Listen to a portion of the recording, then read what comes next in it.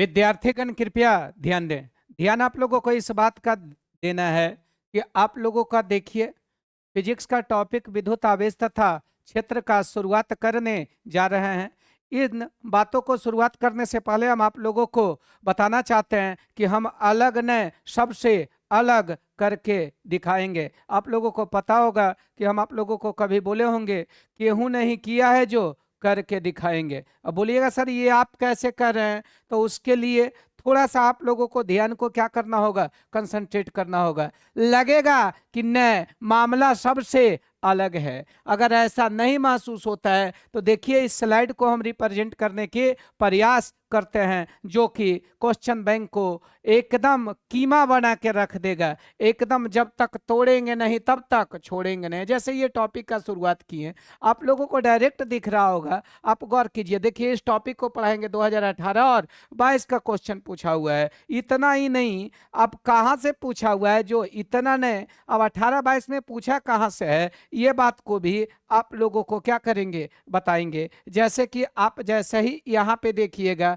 विद्युत आवेश का मात्रक तो 2011 और 12 में पूछा हुआ है। अर्थात टॉपिक को एकदम सिरेबार ढंग से हम आप लोगों को बताएंगे। और इतना से भी आप लोगों को संतुष्टि नहीं होगा तो संतुष्टि दिलाने के लिए भंडारा करवाएंगे। किसका? यूट्यूब पे क्वेश्चन बैंक का। अब बोलिएगा कैसे करवाइएगा गुरुजी? हम कल आप देखिए, आप देखिए, आप लोगों को परेशान होने की जरूरत नहीं है। क्योंकि जैसे आप आराम से देखिए ना, जैसे आपका ये आपका टॉपिक आ गया की पॉइंट, तो इसमें आराम से देख रहे होंगे 2020, 2011, 2018, 2025 इतना ने। अब देखिए अब क्वेश्चन बैंक का क्वेश्चन ऑटोमेटिक आप लोगों से क्या होते जाएगा, सुलभ होते जाएगा। जैसे देखिए ये मामला आपका क्वेश्चन बैंक भंडारा का है कि कौन सा क्वेश्चन कब और किस रूप में पूछा गया है। अर्थात आप लोगों को इतना वक्त में यह महसूस हो चुका है कि ये कुछ अलग है। अब किस प्रकार से इन बातों को हम क्या करते हुए, समाप्त करते हुए, पहला टॉपिक का आज का पहला एपिसोड क्या करते हैं, शुरुआत करते हैं। चलिए आप लोग एक काम कीजिएगा कि आराम से क्या कीजिए, ध्यान दीजिए। आपको दिख रहा होगा, देखो तो चैप्टर 1 लिखा हुआ है, दिख रहा है? क्या है? चैप्टर 1। चैप्टर 1 में है विद्युत आवेश तथा क्षेत्र। यहाँ चर्चा करेंगे विद्युत आवेश के बारे में। किसके बारे चर्चा करेंगे? विद्युत आवेश के बारे में।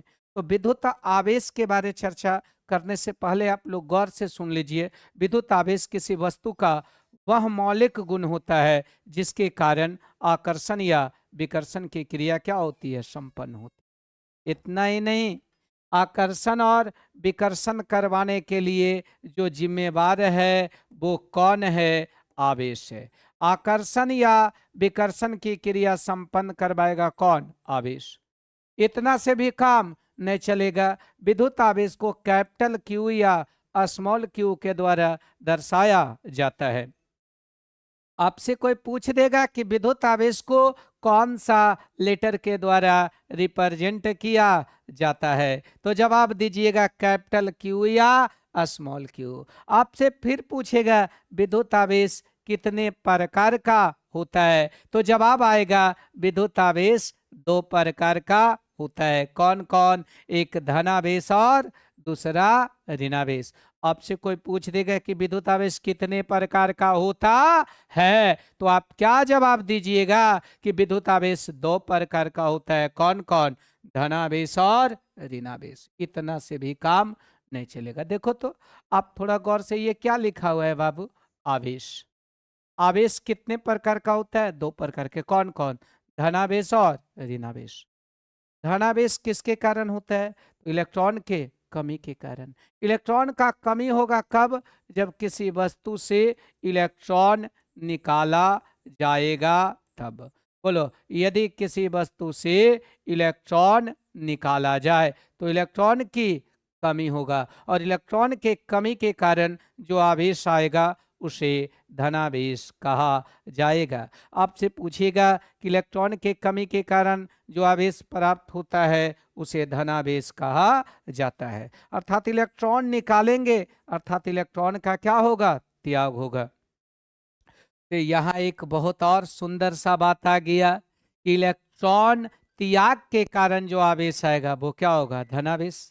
याद रखिए, इलेक्ट्रॉन जो है वो द्रव्यमान युक्त कण है। इलेक्ट्रॉन द्रव्यमान युक्त कण है, तब क्या होगा, तो जाहिर सा बात है इलेक्ट्रॉन निकलेगा तो द्रव्यमान में वस्तु क्या हो जाएगा, धनावेशित। अधनावेशित होगा तो वस्तु के द्रव्यमान में अंशतः क्या आ जाएगी, कमी आ जाएगी। बोलो, यहाँ से बहुत सुंदर प्रश्न आ गया कि आवेश कै प्रकार के, दो प्रकार के, एक धनावेश और दूसरा ऋणावेश। धनावेश इलेक्ट्रॉन के कमी के कारण होगा, और कमी बोलो तो त्याग, त्याग होगा तो द्रव्यमान में अंशतः कमी आएगा। वही ऋणावेशित क्या होगा, तो इलेक्ट्रॉन के अधिकता के कारण होगा। इलेक्ट्रॉन अधिक होगा कब, जब इलेक्ट्रॉन ग्रहण होगा तब, और जब इलेक्ट्रॉन ग्रहण होगा तो वस्तु क्या हो जाएगा, ऋणावेशित। और ग्रहण होगा अर्थात उसके पास इलेक्ट्रॉन आएगा तो उसके वस्तु के द्रव्यमान में क्या हो जाएगा, अंशतः वृद्धि। अर्थात अनेक शब्दों के लिए एक शब्द हम लोगों को ये महसूस हो चुका है कि आपका इलेक्ट्रॉन के कमी के कारण धनावेश और अधिकता के कारण ऋणावेश।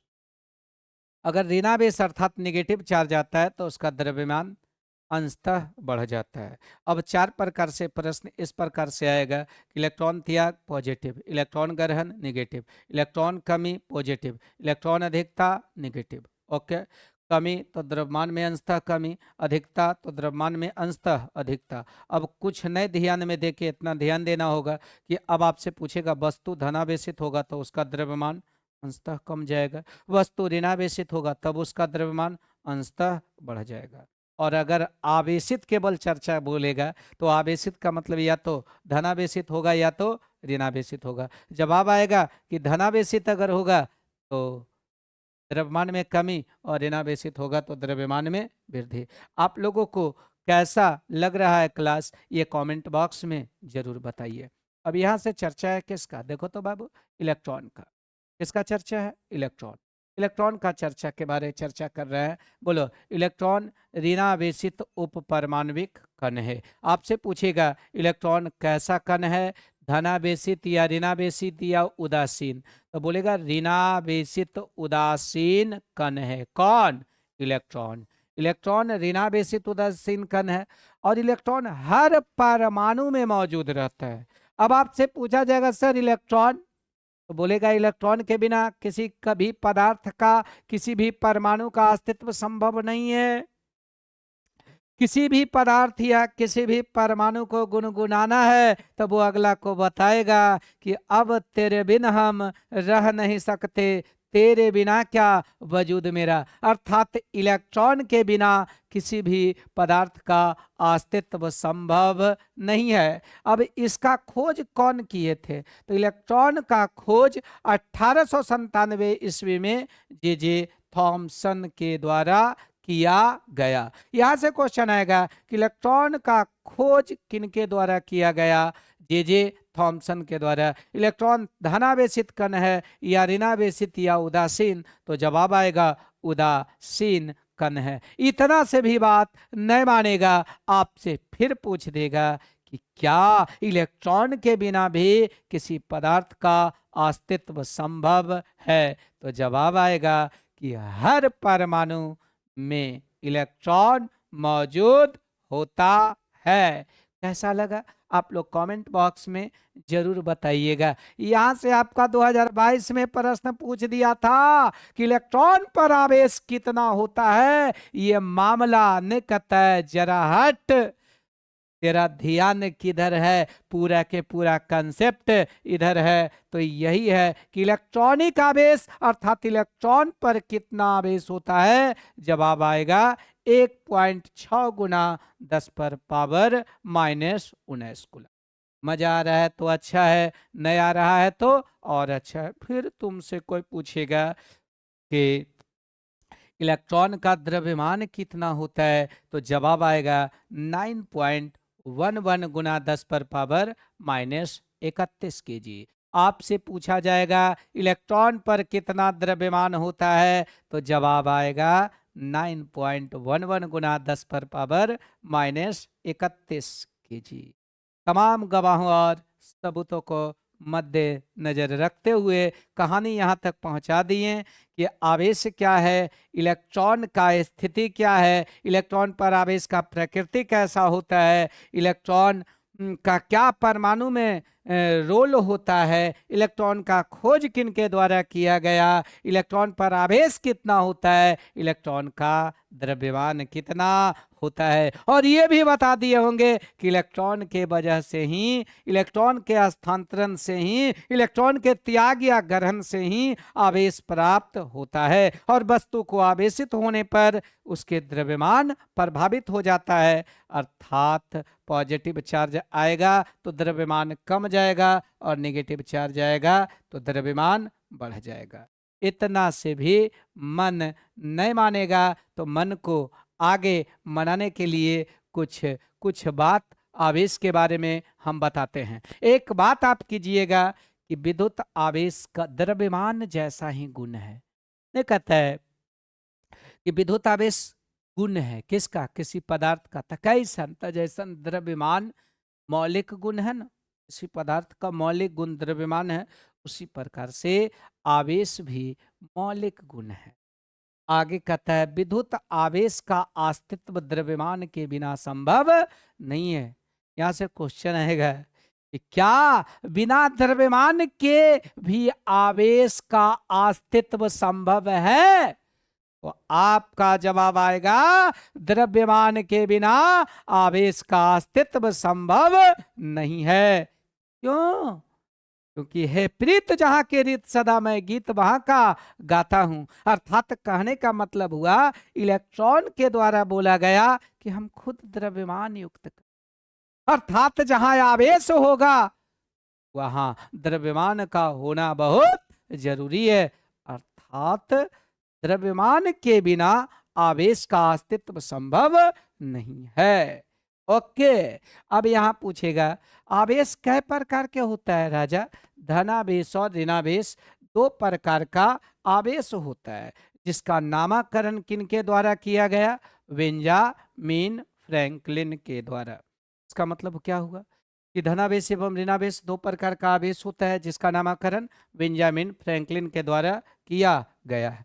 आगे कर रहा है यदि किसी वस्तु में इलेक्ट्रॉनों की संख्या एवं प्रोटॉनों की संख्या बराबर हो तो वस्तु उदासीन अर्थात अनावेशित रहता है। इसका मतलब क्या है कि अगर किसी वस्तु में इलेक्ट्रॉनों की संख्या बराबर और प्रोटॉनों की संख्या बराबर हो तो ये आराम से देखो ई बराबर पी, इलेक्ट्रॉनों की संख्या और प्रोटॉनों की संख्या बराबर हो तो वस्तु क्या होगा राजा? तो जवाब आएगा अनावेशित।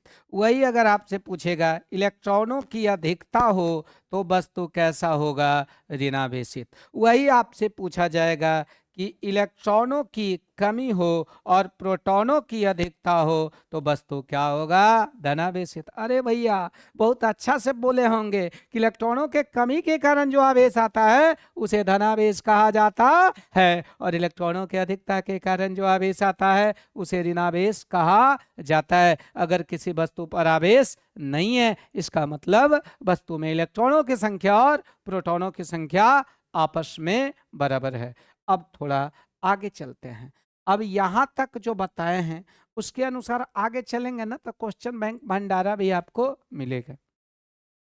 याद रखना हर पॉइंट अपने आप में क्वेश्चन है। ओके, आगे कर रहा है इलेक्ट्रॉनों की संख्या घटने या बढ़ने पर कोई वस्तु आवेशित हो जाता है। क्या बोले? इलेक्ट्रॉन की संख्या को घटने और बढ़ने पर ही कोई वस्तु क्या होता है? आवेशित होता है। अगर इलेक्ट्रॉनों के कमी रहेगा तो कौन आवेशित? धनावेशित। और जैसे ही धनावेशित होगा तो उसका द्रव्यमान उदासीन वस्तु से अंततः क्या होगा? कम हो जाएगा। जैसे कि आपको बोला कि अगर ये कोई वस्तु है इससे इलेक्ट्रॉन की कमी हुआ, इलेक्ट्रॉन की कमी हुआ तो ये वस्तु पर पॉजिटिव हो गया, और जैसी पॉजिटिव हो गया तो इसका द्रव्यमान में अंशतः कमी आ जाएगी। द्रव्यमान में क्या हो जाएगी? अंशतः कमी आ जाएगी। आगे कह रहा है इलेक्ट्रॉनों की अधिकता के कारण वस्तु क्या हो जाता है, ऋणावेशित। अर्थात कह रहा है अगर कोई वस्तु में इलेक्ट्रॉन दिया जाए तो इलेक्ट्रॉनों के अधिकता होगा तो वस्तु क्या हो जाएगा, ऋणावेशित। और जैसे वस्तु ऋणावेशित हुआ अर्थात ये इलेक्ट्रॉन को गेन किया है, इलेक्ट्रॉन को प्राप्त किया है, तो उसके द्रव्यमान में अंशतः वृद्धि हो जाएगी। द्रव्यमान में क्या हो जाएगी, अंशतः वृद्धि हो जाएगी। इतना से भी मन न माना। आवेश का आना इलेक्ट्रॉन के कमी या वृद्धि हो जाना। जैसी कमी हुआ पॉजिटिव, वृद्धि हुआ निगेटिव, वृद्धि हुआ निगेटिव, और निगेटिव हुआ द्रव्यमान में वृद्धि होगा, और पॉजिटिव होगा तो द्रव्यमान में कमी होगा। हद तो तब हो जाएगा कि जब इसका कहानी अब क्वेश्चन बैंक भंडारा के तरफ जाके देखेंगे तो एक भंडारा ऐसा से होगा कि हम आपको बता नहीं सकते हैं।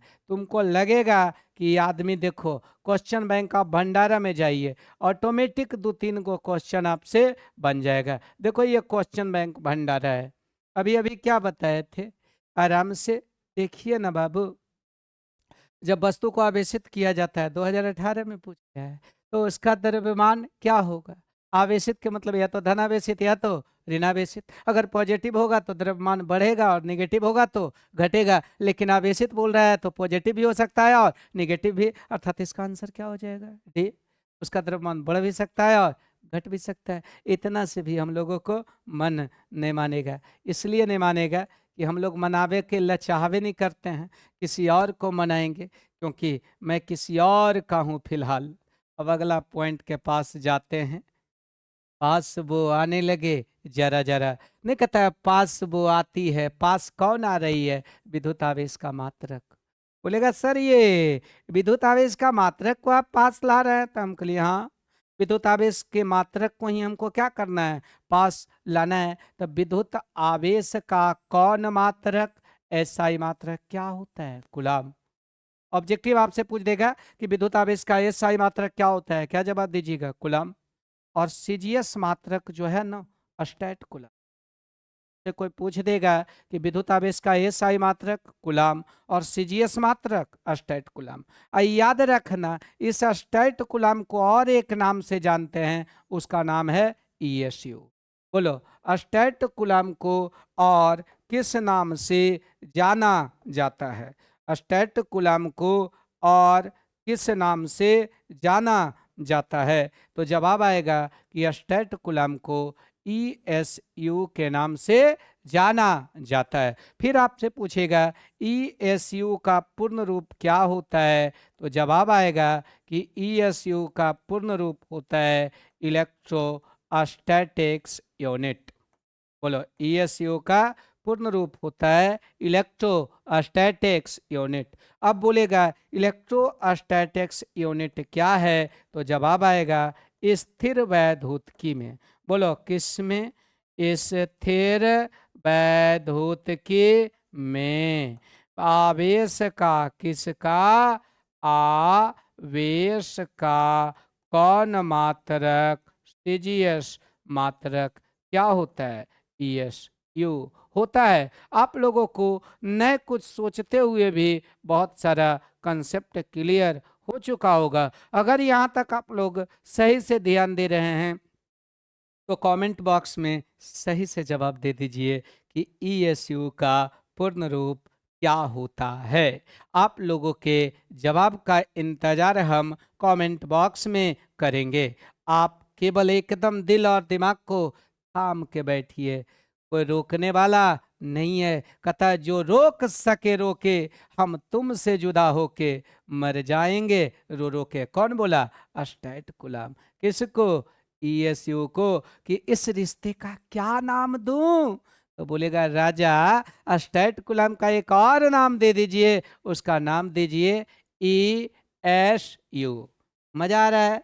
अब क्या है, ईएसयू का पूर्ण रूप बताइए दिए हैं से जीएसयू ने, यह देखा नहीं कहता तेरा ध्यान किधर है, और ये तेरा हीरो इधर है, क्योंकि 2011 और 2012 कहेगा तेरे चेहरे से नजर नहीं हटती, नज़ारे अब क्या देखें। तो नज़ारा नहीं देखना है, इसको देखो कि किस प्रकार से प्रश्न आया है। कहता ईमान डोल जाएगा। ध्यान से देखिए, 1 कूलाम बराबर आपसे पूछेगा कितना ईएसयू होता है, जवाब आएगा 3 × 10⁻10 ईएसयू होता है। ईमान डोल रहा है थोड़ा थोड़ा, अगर डोल रहा है तो अच्छा है, नहीं डोल रहा है तो डोला के रख देंगे। अब कहता है कि सर जी ये सी क्या है, तो सी का मतलब कूलाम है, जो कि विद्युत आवेश का एसआई मात्रक है। ईएसयू क्या है, तो ये ईएसयू का मतलब स्टैट कूलाम अर्थात इलेक्ट्रोस्टैटिक यूनिट है, जो कि विद्युत आवेश का सीजीएस मात्रक है। अब देखो मगर प्यार से बोलेगा गुरुजी ये मामला तो 2011 में हिला के रख दिया था, एकरे उलट के 2012 में पलट दिया था। बोलेगा कैसे, देखो ईएसयू के देखो एरा में कूलाम के अकेले किया था, यह 2012 में अबरी किसको अकेले कर दिया, ईएसयू के। बोलेगा हम जुदा हो गए, रास्ते खो गए, मगर हम मिलेंगे, मेरा याद रखना। तो मिलेगा किससे, ये मिलेगा कूलाम से, क्योंकि इसको क्या है अकेले रहना है। तो यहाँ देखो ईएसयू को अकेले कर दिए। कोई भी अकेले जब हो जाता है ना, तो उसको बगल में एकदम दिल में दर्द सा जगह है, कांटा सा कहीं लगा है, मोहब्बत ये नहीं तो क्या है। उसको मोहब्बत करने के लिए कौन आ जाता है, एक बगल में रहबे करता। अब देखो 3 ने गुना में तय ने आके भागा में, इधर भी गुना तो इधर भागा, नीचे पावर प्लस में तो ऊपर जाके माइनस में। देख रहा है ना विनोद, ने गुना तय ने भागा, नीचे पावर माइनस में तो ऊपर जाके प्लस में। ये बच गया है कौन, कूलाम। ए जी आइए ना, अपना बिहार में आ रहा है ना, देख रहा है। ये मामला कब पूछा है, 2012 में। अब कैसे पूछा है, क्वेश्चन बैंक भंडारा में जाके भंडारा लगा दे। बोलेगा नहीं सर ऐसा बात नहीं है, लेकिन हम तो छोड़ेंगे नहीं, काहे कि कब ही छेड़ देगा हमको, जेकर कोई पता नहीं है, जिसका कोई पता नहीं है। नहीं कहता है दीवानों से पूछो मोहब्बत है क्या। अब कोई नहीं बोलेगा, आप क्वेश्चन बैंक भंडारा में जाके इस प्रकार से आप हाजिरी लगाइए, कोई बोलने वाला नहीं है। देखो मगर प्यार से एक को साथ साथ कर बैठे जाएंगे। देखो ना, 1 कूलाम आवेश में कितना ईएसयू होता है, मैंने एक बार नहीं बार बार बोला है, यह तो है। कौन आंसर हो गया होगा, ये दिख रहा होगा, और न दिख रहा होगा ये अलबलाहवा ने लिख रहा होगा। बोलो एक स्थिर कूलाम अर्थात अस्टैट कूलाम में कितना कूलाम होता है, ये मामला आपका माफ कीजिएगा, ये 2012 के पूछल है, गलती से टाइप हो गया। तो क्या आया था बताओ, 1/3 बताए होंगे ऐसे, और 1/3 × 10⁻³ कूलाम। अगर यहाँ तक आप लोगों को समझ में आया है तो कमेंट बॉक्स में प्यार से एक बार दिल दे के लगा दीजिए, आई लव माई इंडिया। अब इन सब बातों को छोड़ते हुए किन्हीं और को छेड़ने के लिए हम पहुंचने जा रहे हैं। वो अगला टॉपिक हम लोगों के सामने है कि ये तो आपको पूछ चुका है, अगर क्वेश्चन बैंक से रिपीट किया तो ये है, अगर नहीं रिपीट किया तो यह देखो, ये कोई और को छेड़ने के लिए कौची है, तैयार है। ऑब्जेक्टिव पूछेगा कि एम्पियर इंटू सेकेंड को क्या कहा जाता है, तो प्यार से बोलना कि एम्पियर इंटू सेकेंड को कूलाम कहा जाता है। अब तुमसे कोई पूछेगा काहे कहा जाता है, तो उसको बोलेंगे देखो मगर प्यार से एक फार्मूला याद कर, जहिया 10वां में हल हो, क्या याद आ रहा है, Q = IT। याद आ रहा है? जब याद आ रहा है तो क्यू किसको बताता है? आवेश को। आई किसको? विद्युत धारा को। टी किसको? समय को। अब टेम लगेगा समझने में, थोड़ा क्या लगेगा? टेम लगेगा। घबराए के कोई जरूरत नहीं है। ये क्या है राजा? आवेश। आवेश का एस आई मात्रक क्या होता है? गुलाम। गुलाम को किससे? से। याद रखना, काम देगा, बदल के रख देंगे। एकदम विद्युत धारा का एस आई मात्रक एम्पियर होता है, और समय का मात्रक गुलाम, सॉरी सॉरी, मुझे माफ करना, सेकंड होता है। आ हा हा हा हा। सेकंड को किससे? इससे। ए जी, आइए ना, नहीं कुछ तो एक साथ देने के लिए आया। आई एम्पियर इंटू सेकेंड। अब मैंने एक बार नहीं बार बार बोला है।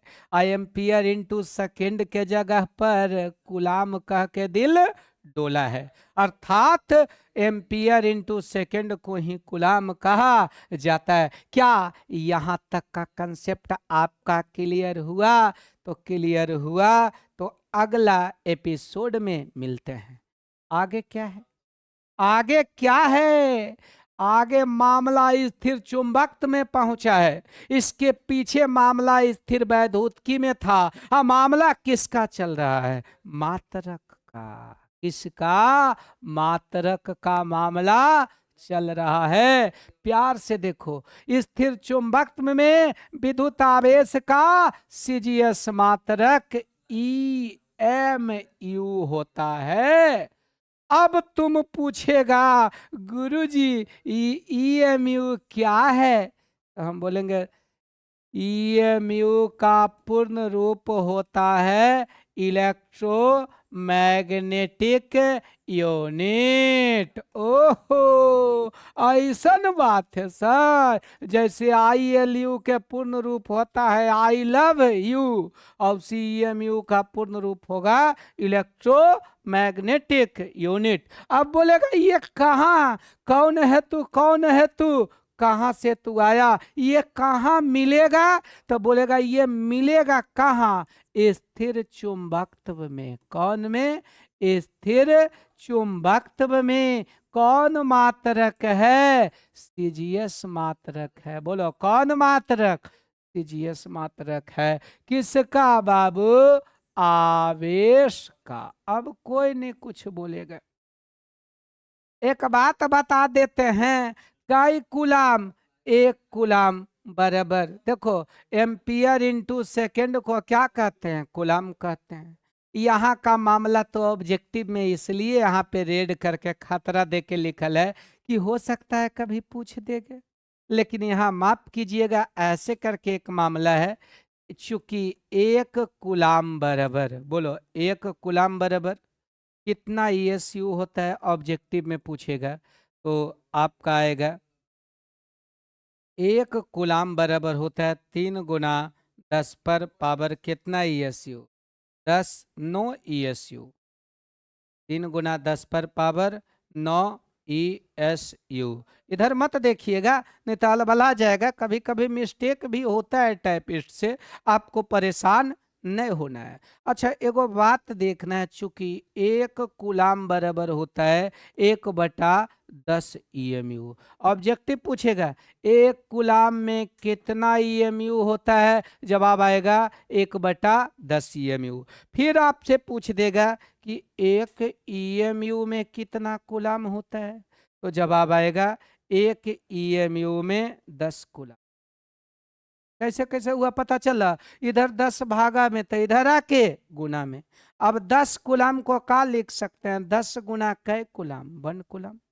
और याद करो उस बतिया को, इस बात में बोले हैं कि एक कुलाम में कितना ESU होता है? 3 × 10 पर पावर 9 ESU। देखो तो एक कुलाम को बोलेंगे आप जाइए ना, तो बोलेगा हम जाएंगे, लेकिन बोलेगा जब दिल न लगे दीदार हमारे गली आ जाना। अर्थात 1 कूलाम के जगह किसको गली में बुलाना? 3 गुना 10⁻9 ESU। इधर गुना में ही 10 पहले से है, तो ये 10। अब तू बोलेगा सर ये 3 गुना 10⁻9 ESU किसके जगह पर आया? तो आपको जवाब आएगा ये 1 कूलाम के जगह पर आया है। अब जवाब आएगा गुना में पावर जुटता है। याद रखना, गुना में पावर क्या होता है राजा? जुटता है। देखो एजा पर 3 गुना 10⁻9 1, ये 3 गुना 10⁻10 हो गया। यहां से क्या कंसेप्ट बदल के रख देंगे? इतिहास मोहब्बत का, एकदम अच्छा मोहब्बत है। अब यहां से एक ऑब्जेक्टिव और आ जाएगा, 1 EMU बराबर कितना ESU होता है? जवाब आएगा 3 गुना 10⁻10 ESU। यहां से पलट के भी पूछ सकता है प्रधान जी। क्या पूछ सकता है कि 1 ESU बराबर क्या बराबर? 1 ESU बराबर कितना EMU होता है? तो इसको बोलेंगे जय माता जो हमरा गम नहीं हो। करने जाएगा एन्ने गुना तो एन्ने भागा, तो 1 ESU बराबर लिखाएगा 1/3। इधर पावर प्लस में तो इधर जाके माइनस में 10⁻−10। और इधर क्या आया? EMU। अब देखो तो, दीवानों से पूछो मोहब्बत है क्या? एक पहले ही मोहब्बत कर लिया था कि 1 कूलाम में कितना ESU होता है, या 1 ESU में कितना कूलाम होता है। ओके, अब ई नहीं पूछेगा तो कौन पूछेगा बताओ? ये पूछेगा एम्पियर इंटू सेकेंड को क्या कह सकते हैं, या EMU। 1 EMU बराबर 1 कूलाम में कितना EMU होता है? तो 1/10 EMU। 1 EMU में कितना कूलाम होता है? तो 10 कूलाम, अर्थात 10 गुना क्या कूलाम? 1 कूलाम। ये हो जाएगा 10⁻1। 1 कूलाम के जगह लिखा गया 3 गुना 10⁻9 ESU। देखो गुना में पावर जुटता है तो पावर 9 है और 1 है 10, तो क्या आ जाएगा? 3 गुना 10⁻10 क्या ESU। 1 ESU बराबर कितना EMU होगा? तो 1/3 गुना 10⁻−10 EMU होता है। अब देखो आवेश का और सारा मात्रक पढ़ना है। देखो ना, ये घंटा, कौन घंटा? एम्पियर इंटू घंटा। आपसे क्वेश्चन पूछ देगा कि एम्पियर इंटू घंटा किसका मात्रक? तो जवाब दे दीजिएगा कि एम्पियर इंटू घंटा आवेश का मात्रक है। बोलेगा गुरुजी तो हाँ, 1 एम्पियर इंटू घंटा बराबर, माफ कीजिएगा ये ऐसे है, ये एक्स्ट्रा ऐड हो गया है। AH का मतलब होता है एम्पियर आवर, एम्पियर इंटू घंटा। ओके, तो 1 AH लिखल है तो 1 एम्पियर गुना 1 घंटा। 1 एम्पियर में कितना होता है विनोद? तो पता चला 1 एम्पियर को कूलाम बटा सेकेंड कहा जाता है। ऑब्जेक्टिव आपसे पूछेगा कि कूलाम बटा सेकेंड को क्या कहा जाता है? जवाब आएगा एम्पियर। अब फिर आपसे पूछेगा कि घंटा, 1 घंटा में कितना कूलाम होता है, सॉरी सेकेंड होता है? जवाब आएगा 3600 सेकेंड। यानी कि 1 घंटा में तो 60 सेकेंड लिख देना। वाई 1 घंटा में कै मिनट होता है? 60 मिनट होता है। 1 मिनट में 60 सेकेंड होता है। अब सेकेंड से सेकेंड कहता है क्या से क्या हो गए? देखते देखते लापता हो गए, देखते देखते आ गया 3600 गुलाम। कई ampere into hour? 1 ampere into hour बराबर कितना कूलाम होता है? तो जवाब आएगा 1 एम्पियर इंटू आवर बराबर 3600 कूलाम होता है। इतना से भी मन नहीं मानेगा। फिर आएगा 1 मिली एम्पियर इंटू आवर बराबर होता है 3.6 कूलम। अब तुम पूछेगा कि सर जी ये क्या बता रहे हैं ये? 1 मिली एम्पियर इंटू आवर। बोलो 1 मिली एम्पियर इंटू आवर बराबर कितना कूलम होता है? तो जवाब आएगा 3.6 कूलम। अब तू पूछेगा सर ये काहे 3.6 हुआ? हम कहेंगे पगलाएगा, तू पगलाएगा जादे। काहे हुआ देखो, मिली त मिली नहीं त जय सिया राम। एम का मतलब मिली, अब मिली का वैल्यू 10 पर पावर -3। ओहो, अब तू पूछेगा कि सर 10 पर पावर -3 किसके जगह पर रखें? तो जवाब देंगे कि 10 पर पावर -3 मिली के जगह पर रखे हैं। इतना से भी मन नहीं मानेगा। अब पूछेगा सर एम्पियर इंटू घंटा। अरे घंटा, एम्पियर इंटू घंटा, तो 1 एम्पियर इंटू घंटा बराबर 3600 गुलाम होता है।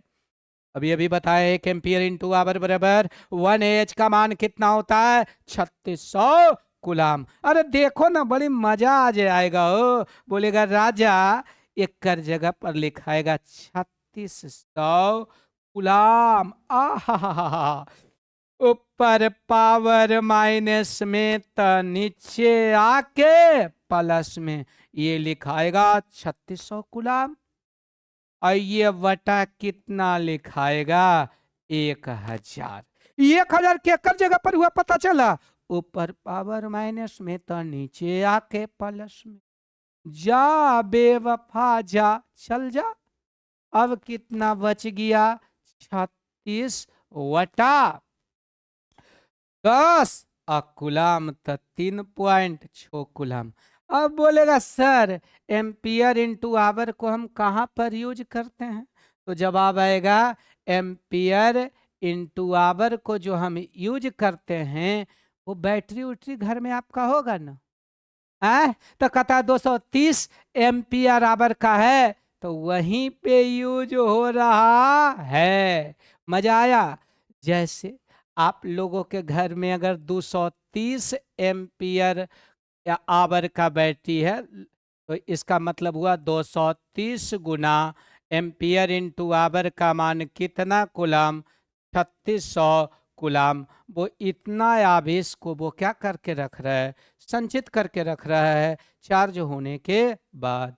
हम बोलेगा सर एम्पियर इंटू आवर तो घर वाला बड़का बैटरी याद ने लेके चल गई हैं। तो हम बोलेंगे हाँ उधर लेके चल गई हैं। IMAH कहाँ यूज होता है? तो बोलेगा हाथ में मोबाइल लेके, हाथ में मोबाइल लेके न पूछतनी बात हो हमर बात में। अर्थात MH कहाँ यूज होगा? मोबाइल के बैटरी में। मोबाइल के किस में? मोबाइल के फोन में जाना, एबॉर्ट में जाना, एबॉर्ट में जाने के बाद बोलना तड़प तड़प के इस दिल से आह निकल दी गई। देखो अगर आपका बैटरी 5000 एम्पियर इंटू आवर का है अर्थात 5000 mAh का है, तो 5000 को बोलेंगे तुमको छेड़ेंगे नहीं। अरे तुमको छेड़ेंगे नहीं। अब मिली एम्पियर इंटू आवर के जगह क्या रखेंगे बताओ? 3.6 कूलम। ये किसके जगह पर आया? देखो 1 मिली एम्पियर इंटू आवर के जगह रख दिए हैं 3.6 कूलम। ये कट जाएगा। अहे भैया बोलेगा 10 हटा और नीचे जाके एगो 10 आके सटा। 1 0 से खत्म। जोर का झटका हाई जोरों से लगा। 36 गुने 5 बराबर 180 पर 2 0 अर्थात वो कितना आवेश को संचित कर रहा है? 1800 गुलाम के आवेश को क्या कर रहा है? संचित कर रहा है। आपके घर में मोबाइल होगा। अरे घर में कुछ अब तो हाथे हाथ मोबाइल रहता है। बात समझ रहे हो? आधा जो आबादी और बर्बादी का कारण भी है तो मोबाइल है। सबसे ज़्यादा 11 बजे के बाद मोबाइल का ही यूज होता है, और जितना ज़्यादा mAh है उतना ज़्यादा देर आप टिक सकते हैं, उतना ज़्यादा आपके मोबाइल का बैटरी बैकअप रह सकता है। इन सभी बातों को ध्यान में रखते हुए आगे एक और आवेश का मात्रक, जहाँ से कि बहुत सारा पूछने की आवश्यकता है। अगर यहाँ से मन से अगर वीडियो देख रहे हैं, यहाँ तक पहुँचे हैं, तो कमेंट बॉक्स में एक कर जवाब हिला के दीजिए, तो एकदम जिगर हिला के रख देगा। आप किसी भी मोबाइल का अगर 3000 mAh का बैटरी है, तो बताओ उसको कितना आवेश संचित करने का क्षमता होगा। ये बात कहाँ बताइए? कमेंट बॉक्स में जाइए और बताइए। ओहो, अब एगो और मिललखिन है, फैराडे।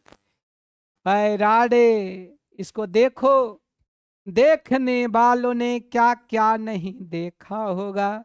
बोलेगा ये आवेश का मात्रक है, कहीं और दिखेगा फराड। तो पूछेगा सर जी, तो हाँ जी, फराड तो ये आपका धारिता का मात्रक है। और आईएससी में बहुत बार +2 में ये प्रश्न को दोहराया जा चुका है। अब इन सभी बातों को ध्यान में रखते हुए फैराडे किसका मात्रक है, तो पता चलेगा विद्युत आवेश का मात्रक है। केमिस्ट्री में ये वाला क्वेश्चन पूछ चुका है कि 1 फैराडे में कितना कूलाम होता है, तो ये लगभग होता है 96,500 कूलाम लगभग। लेकिन इसको एक्चुअल सोल्व जब किया जाता है तो ये आता है 96,483 कूलाम के आसपास, जो कि लगभग 96,500 कूलाम के रूप में हम लोग काउंट कर लेते हैं। इतना से भी मन नहीं मानेगा। अब तुमसे पूछेगा कि सर एक फैराडे का मतलब क्या है, तो जवाब आएगा एक मोल इलेक्ट्रॉनों के आवेश को, बोलो, एक मोल इलेक्ट्रॉनों के आवेश को एक फैराडे कहा जाता है। एक फैराडे कहा जाता है। एक मोल इलेक्ट्रॉनों के आवेश को एक फैराडे कहा जाता है। अब बोलेगा सर जी ये मोल कहाँ का मामला है, तो हम आप लोगों को जवाब देंगे ये जो मोल मामला है केमिस्ट्री का मामला है। ये मोल जो है वो संख्या को बतलाता है, जैसे 1 दर्जन में 12, 1 दर्जन में 12, 5 दर्जन में 60। उसी प्रकार से पूछेगा जैसे 1 मिलियन में 10 लाख, और सही 1 मोल बराबर होता है 6.022 इंटू 10⁻23 अवयवी कण। कौन कण? अवयवी कण। बोलो कै मोल?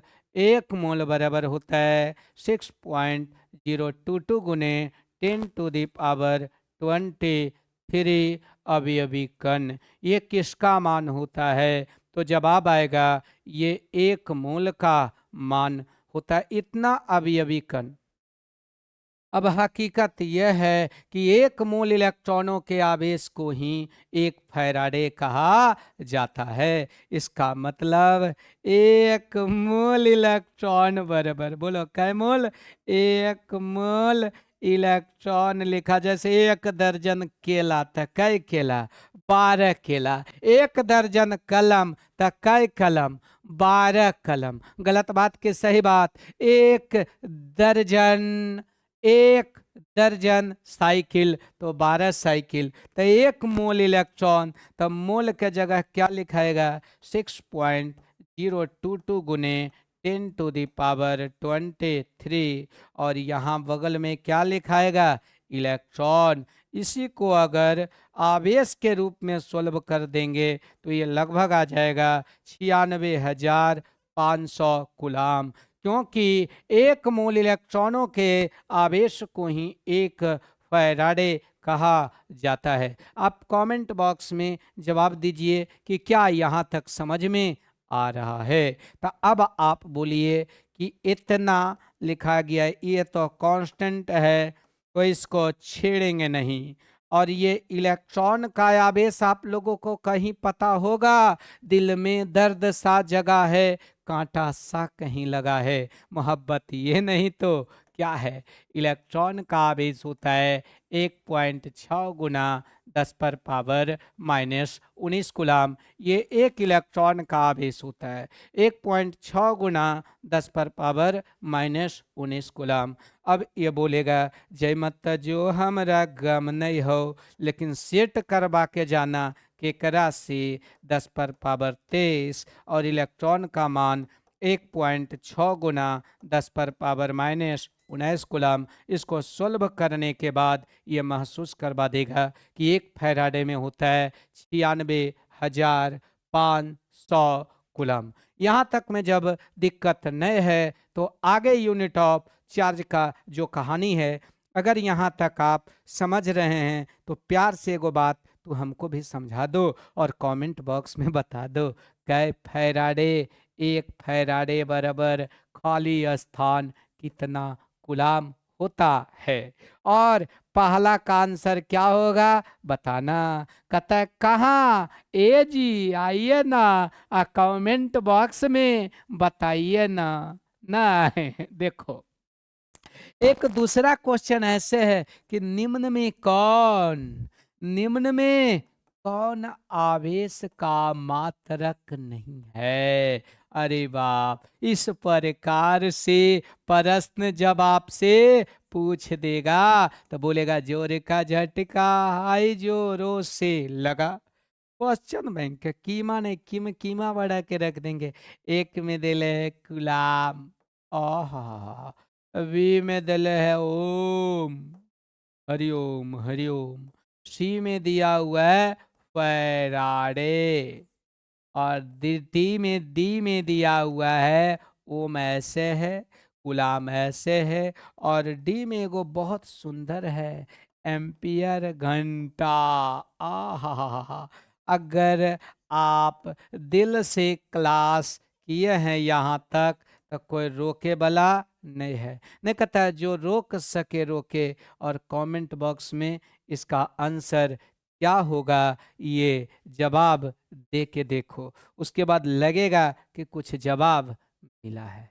अब ये जो की पॉइंट्स है ना, यहाँ से देखो कहाँ कहाँ क्वेश्चन पटक के रखा, और इन बात को ध्यान देने से पहले है आप लोगों से नम्र निवेदन है, प्यार पूर्वक प्रेम पूर्वक निवेदन है, कमेंट बॉक्स में जाइए और आंसर को बताइए। हमें भी लगेगा कि आप लोग ध्यान दे के पढ़ रहे होंगे, वरना हमें तो यही लगेगा कि लगता है किसमें कितना है दम, समझ में नहीं आएगा कि कब क्या बताएंगे हम। इतना से मजा जब नहीं आएगा तो इन्हें और मजा देंगे। देखो प्रमुख बिंदु है, नहीं कहता है प्रमुख साहेब प्रधान जी, ठीक है। तो अब कौन सा प्रमुख पॉइंट है आवेश के बारे, यहां से क्वेश्चन कब पटका है 2020 में, 2011, 2018, 2025। अगर बोर हुआ है और भोर भी हुआ है तो अपने आप को संभालो, वरना आप लोगों को लगेगा कौन है कहाँ से पूछा है। तो देखो, विद्युत आवेश का कौन मात्रक, एसआई मात्रक क्या होता है कूलम, और इसका बीमा क्या होता है एटी, या कहीं कहीं टीए भी लिखा रह सकता। ये मामला कब पूछा है 2020 में। तुमसे पूछ देगा कि विद्युत आवेश का बीमा क्या होता है एटी या टीए, बोलेगा कैसे हुआ गुरुजी, तो एगो फार्मूला होता है क्यू बराबर आई टी। क्यू किसको, आवेश को, आई किसको, विद्युत धारा को, टी किसको, समय, विद्युत धारा को, टी किसको, समय को। प्यार से देखेंगे, विद्युत धारा का मात्रक एम्पियर, सॉरी, विद्युत धारा का बीमा क्या होता है कैपिटल ए, और समय का बीमा होता है कैपिटल टी। मिला दिए तो हो गया ए टी, या ऐसे भी लिख सकते हैं तो हो जाएगा। बोलेगा हमें कुछ समझ में नहीं आया, तो ये पागल आपके पास है, पता दिल पागल दीवाना है इकरार करेगा, वो कब डरा है दुनिया से जो अब डरेगा। पूरा फिजिकल क्वांटिटी का डीएनए चेक अगर कोई कर देगा तो वो बीमा है। बीमा यही बताता है कि कौन कौन राशि उसके पास शामिल है और कौन कौन नहीं है। उसके लिए इससे पहले कि ये आपको धोखा दे, उससे पहले बगल में एगो और नंबर सेलेक्ट कर लीजिए। बीमा में ये तत्काल 12th में यही 4 गो लेटर यूज हो। ये मत समझना कि MLTA ABCD, मत समझना कि सर ये वोवेल है, ये तीनों क्या है, कॉन्सोनेंट है। नजर हटी दुर्घटना घटी, नजर को हटने नहीं देंगे, दुर्घटना को घटने नहीं देंगे। आराम से देखिए, देखो किसी भौतिक राशि के बीमा में एम जो है द्रव्यमान को दर्शाता है, द्रव्यमान को दर्शाता है। इस पर अर्थात एम पर जो घात आएगा वो बताएगा कि कितना बार आया है, बताएगा कि द्रव्यमान कितना बार शामिल है। ठीक है। एल जो है लंबाई को बताता है, याद रखना। इस पर जो घात है, एल पर का घात है, वो बताएगा कि उस राशि में एल कितना बार आया है, अर्थात लंबाई कितना बार शामिल है। उसके बाद टी है, टी के मतलब समय पर जो घात है, बस वही बात। एक किसको दर्शाएगा, विद्युत धारा को।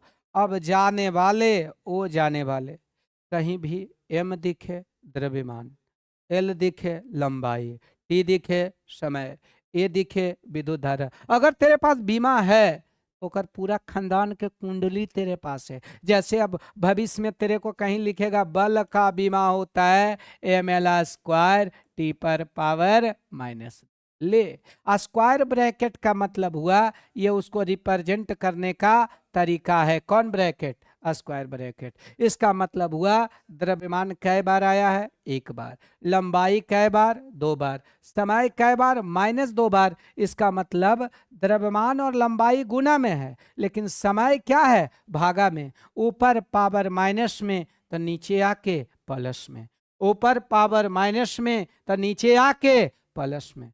एजा से जब मन नहीं मानेगा, हमें आशा है कि तू समझ गया होगा कि अपना टाइम आएगा तयम से मास अर्थात द्रव्यमान को बतलाएगा। एल दिखेगा तो लंबाई, और टी दिखेगा तो समय, और ए दिखेगा तो विद्युत धारा। अब एरा देखो तो प्यार से क्या कह रहा है कि विद्युत आवेश का बीमा क्या है, AT, अर्थात विद्युत आवेश में कौन कौन शामिल है। टी का मतलब समय और ए का मतलब विद्युत धारा। आहा, समझा तो अच्छा, नहीं समझा तो और अच्छा। अब देखो तो तमाम गवाहों और सबूतों को मद्देनजर रखते हुए अगर आपको आवेश का बीमा याद है, टीए, इसका मतलब हुआ कि आवेश में टाइम और विद्युत धारा दोनों के दोनों शामिल है। इतना से भी मन नहीं मानेगा। अब कहता है दिल लगता नहीं तेरे बिन सजन, अब क्या करूं। अरे मुश्किल में है दिल, अरे मुश्किल में नहीं है, मुश्किल में ला देंगे। आगे कह रहा है राजा, ये कौन आवेश है, सजातीय आवेश। इसका मतलब हुआ समान प्रकृति का आवेश। समान प्रकृति का आवेश का मतलब क्या हुआ, या तो ई प्लस तई भी प्लस, नहीं, और ई माइनस तो ई भी माइनस। बताओ समान प्रकृति है कि नहीं। ये कौन प्रकृति का आवेश है, समान प्रकृति का आवेश है। जैसे समान प्रकृति का आवेश होगा तो समान प्रकृति का आवेश क्या करेगा बाबू, विकर्षण। विकर्षण का मतलब होता है नफरत, नफरत के मतलब तू मुझसे दूर चला जा। ये देखो ये किसको दर्शा, विकर्षण। समान प्रकृति का आवेश जो है विकर्षण को, बोलो समान प्रकृति का आवेश किसको दर्शाता है, विकर्षण। ई भी माइनस किसको दर्शाएगा, विकर्षण। लेकिन मामला विपरीत प्रकृति का आएगा तब किसको दर्शाएगा, आकर्षण। जैसे अगर ये प्लस है और ये क्या है, माइनस, नजदीक आएगा। बताओ ये आकर्षण को कि विकर्षण को, तो जवाब आएगा ये आकर्षण। काहे? आकर्षण नहीं कहते, पास बुलाती है, कितना सताती है। तो जब पास बुलाया, इसका मतलब आकर्षण। देखो ना, एक दूसरे के करीब आ रहा है, बोलेगा काहे आकर्षण हो रहा है सर? तो जवाब आएगा विजातीय आवेश है, विपरीत प्रकृति का आवेश है, और विपरीत प्रकृति का आवेश विकर्षण। अगर ई माइनस रहे और ई प्लस रहे, बताओ समान प्रकृति की विपरीत प्रकृति, कमेंट बॉक्स में बताइए, तो आपका जवाब आएगा कि ये विपरीत प्रकृति। जैसी विपरीत प्रकृति है तो आकर्षण होगा, और जब आकर्षण होगा तो वो एक दूसरे के करीब आएगा।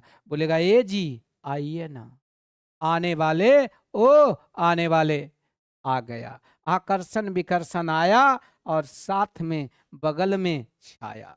अब क्या है? अब सवाल है कब आकर्षण होगा, कब विकर्षण होगा, ये देखना है। तो सबसे पहले आकर्षण और विकर्षण को समझने से पहले आपको ये समझना होगा किस पर पॉजिटिव चार्ज है, किस पर नेगेटिव चार्ज। बोलो, तुमसे पूछूं एक सवाल, बता राजा तेरा क्या है हाल। बोलेंगे हाल क्या है दिलों का न पूछो सनम, तेरा मुस्कुराना गजब ढा गया, इधर कन है ये आवेश है। बोलो आराम से, ये कब पूछा हुआ है? 2025। कैसे पूछा है? तो वो आगे जाके क्वेश्चन बैंक भंडारा देख लेंगे ना, वहां भंडारा करेगा तो बता देगा। बोलो, इलेक्ट्रॉन धनावेशित है कि ऋणावेशित? अच्छा, प्रोटॉन क्या होता है? धनावेशित। न्यूट्रॉन क्या होता है? उदासीन। अर्थात उदासीन बोलो तो उसको बोला जाएगा आवेश रहित। बोलो, अल्फा कण पर कौन चार्ज होता है? पॉजिटिव। बीटा कण क्या होता है? ऋणावेशित। और ये गामा कण क्या होता है? उदासीन, अर्थात आवेश रहित। क्या होता है? आवेश रहित। और ये फोटोन भी क्या होता है? आवेश रहित। अब आप कमेंट बॉक्स में जवाब दीजिए कि बोलो, अल्फा इलेक्ट्रॉन पर आवेश क्या होता है? निगेटिव। Proton positive. भूलना नहीं, इसको बोल देना कि तुमको ना भूल पाएंगे। जहां जो गलती किया कि भुला देंगे तुमको सनम धीरे धीरे, तो ये बता देगा कि फेल करवा देंगे तुमको बाबू सोना जल्दी जल्दी, इसलिए इसको भूलना नहीं है। आराम से देखो, 2025 का मामला है, मामला गर्म है। 2025 में पूछा था निम्न में कौन आवेश रहित कण है? कमेंट बॉक्स में बताइए। ये मामला 2025 का था। कहता है जब दिल न लगे दीदार हमारे गले आ जाना। पूछा था कौन आवेश रहित कण है? कौन आवेश रहित कण है? शायद ऑप्शन ए दिया था इलेक्ट्रॉन, ऑप्शन बी में था शायद प्रोटॉन, ऑप्शन डी में था शायद फोटॉन। कुछ रहे, ऑप्शन आगे पीछे होगा, और ऑप्शन डी में आपका था अल्फा कण। ये चार ऑप्शन है। आप पे हमें आशा ही नहीं बल्कि पूर्ण विश्वास है कि आप कमेंट बॉक्स में इसका जवाब का हाजिरी लगा दीजिएगा। 2025 में पूछा था कि निम्न में कौन आवेश रहित कण है? तमाम गवाहों और सबूतों को मद्देनजर रखते हुए आगे फिर मामला को बढ़ाते हैं, आगे फिर मामला को बढ़ाते हैं। और एक और मामला है कि विद्युत आवेश कौन राशि होता है? अदिश राशि। ये क्वेश्चन कब पूछा था? 2011 में। 2011 में एक बात पूछा था कि विद्युत आवेश कौन राशि है, तो जवाब आएगा कौन राशि होता है? तो जवाब आएगा ये अदिश राशि। अरे विद्युत आवेश कैसा राशि है? तो जवाब आएगा कि अदिश राशि। अब तू पूछेगा सर ये पूछा था कैसे? तो पहले थोड़ा इसका एग्जाम्पल दे देते। कहता है जिन भौतिक राशियों को दिशा के बिना चर्चा करेंगे या वर्णन करेंगे उसे अदिश राशि कहा जाएगा। जिन राशियों के दिशा के बिना चर्चा करेंगे या वर्णन करेंगे उसे अदिश राशि कहा जाएगा। एग्जाम्पल में कौन है? विद्युत आवेश और विद्युत धारिता। और विद्युत विभव, और डी में दे दिया था उपरोक्त सभी। ये था मामला रे तेरी की। कैसन है? तो बोलेगा जब से तो देखनी गोरी तोहरी सूरतिया मतिया मार दिलहू ना। तो मती क्या मारा? 2011 में क्वेश्चन बोला था निम्न में कौन अदिश राशि? ऑप्शन ए विद्युत आवेश, बी विद्युत धारिता, सी विद्युत विभव, डी उपरोक्त सभी। तो बोलेगा कुंडे मत खटकाओ राजा, सीधे अंदर आओ राजा, और ऑप्शन डी बताओ राजा। बोलो आप लोगों को कैसा लगा? आप लोगों को लग रहा है कि नहीं मेरे अनुसार ठीक है? तो कमेंट बॉक्स में प्यार से एक बार दिल दे के डाल दीजिए आई लव माई इंडिया। विरामावेश, हाँ विरामावेश नहीं है, यह है विरामावस्था। कौन अवस्था? विरामा अवस्था में विद्युतावेश के अध्ययन को स्थिर वैद्युतिकी कहा जाता है। यहाँ आप लोगों से क्वेश्चन पूछेगा कि विरामावस्था में विद्युत आवेश के अध्ययन को क्या कहा जाता है? स्थिर वैद्युतिकी कहा जाता है। विरामा आवेश अर्थात विराम आवेश, इसको बोला जाएगा विराम आवेश केवल कौन क्षेत्र उत्पन्न करेगा? विद्युत क्षेत्र। क्वेश्चन पूछेगा कि विराम आवेश उत्पन्न कर सकता है, तो जवाब आएगा केवल और केवल विद्युत क्षेत्र। बोलो केवल और केवल विद्युत क्षेत्र। याद रखना एक के बार, कोई बोलता ही रे, कोई नहीं बोलेगा।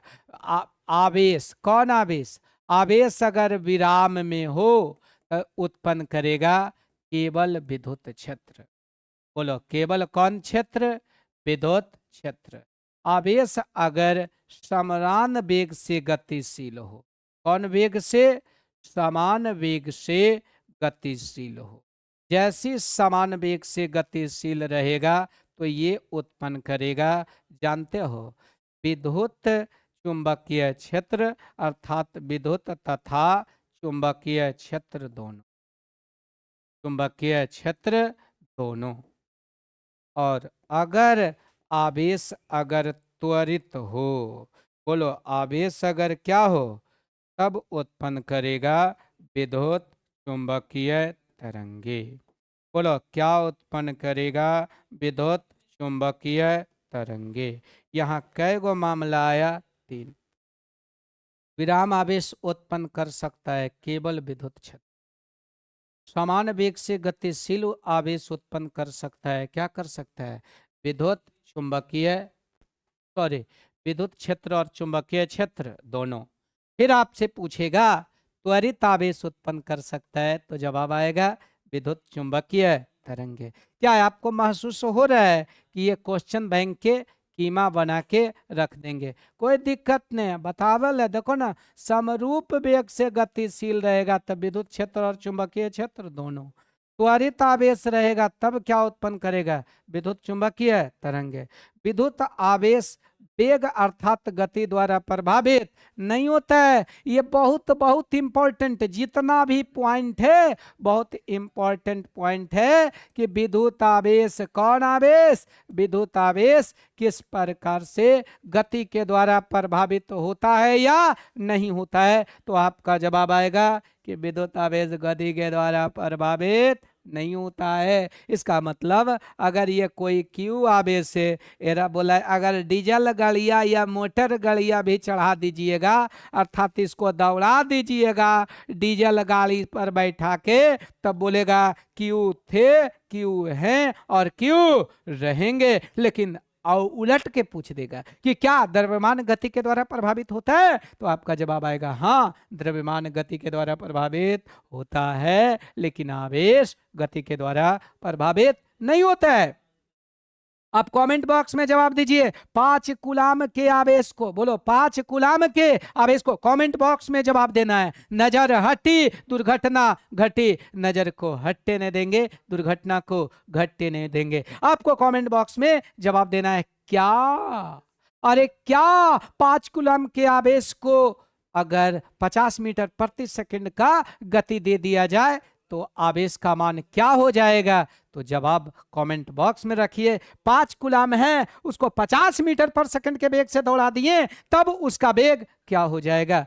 तब उसका आवेश का मान क्या हो जाएगा? इसके आधार पर आपको जवाब देना है कि वो गति के द्वारा प्रभावित नहीं होगा था। क्या 5 कूलम रह जाएगा, या 5 कूलम से अधिक हो जाएगा, या 5 कूलम से कम हो जाएगा? आगे, वस्तु आवेशित होने पर इसके द्रव्यमान में अंशतः कमी या वृद्धि होता है। यह निर्भर करता है कि वस्तु धनावेशित हुआ है या ऋणावेशित। अगर वस्तु धनावेशित होगा तब द्रव्यमान में क्या होगा? कमी। क्यों? क्योंकि इलेक्ट्रॉन निकालने पे होता है।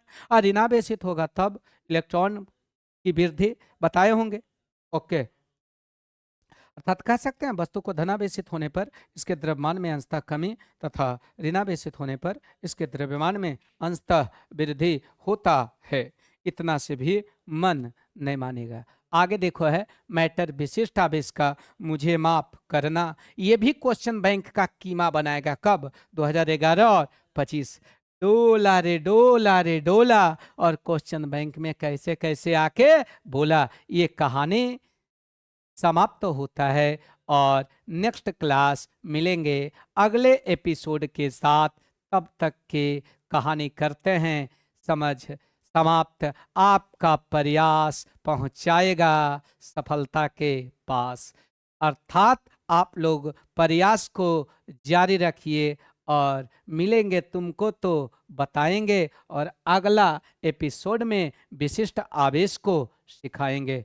तब तक के लिए चलते हैं।